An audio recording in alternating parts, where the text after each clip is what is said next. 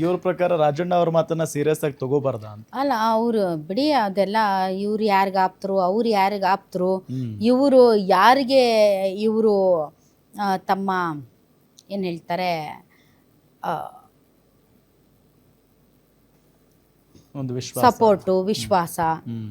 ಇವರು ಯಾರಿಗೆ ಅಂತ ಜನರಿಗೆ ಗೊತ್ತು. ರಾಜಣ್ಣ ಅವ್ರದ್ದು ಯಾರಿಗೆ ಅಂತ ಲಾಯಲ್ಟಿ. ಹೌದು. Loyalty is royalty. Hmm. So Magadi Balakrishna ಅವರ ಲಾಯಲ್ಟಿ ಹ್ಮ್. ಯಾರ ಪರ ಇದೆ ಮತ್ತು ಅವ್ರು ಇವ್ರಿಗೆ ರಿವರ್ಸ್ಗೆ ರಾಯಲ್ಟಿ ಏನು ಕೊಡ್ತಾರೆ, ರಾಜಣ್ಣ ಅವರ ಲಾಯಲ್ಟಿ ಯಾರ ಪರ ಇದೆ ಎಲ್ಲ ಗೊತ್ತಿದೆ. ಹೌದು. ಸೊ ಹಾಗಾಗಿ ಅವ್ರು ಹೇಳೋದು ರಾಜಣ್ಣ ಅವರೇ ಮಾಡಬೇಕು, ಯಾಕಂದರೆ ಆಪ್ತರು, ಯಾಕಂದರೆ ಆ ಒಂದು ಇದರಲ್ಲಿ ಒಳಗಡೆ ಕೋಟೆ ಒಳಗಡೆ ಆಪ್ತರೆ ತಾನೇ ಹೋಗ್ಬೇಕು ಕರೆಕ್ಟ್ ಅಲ್ವಾ.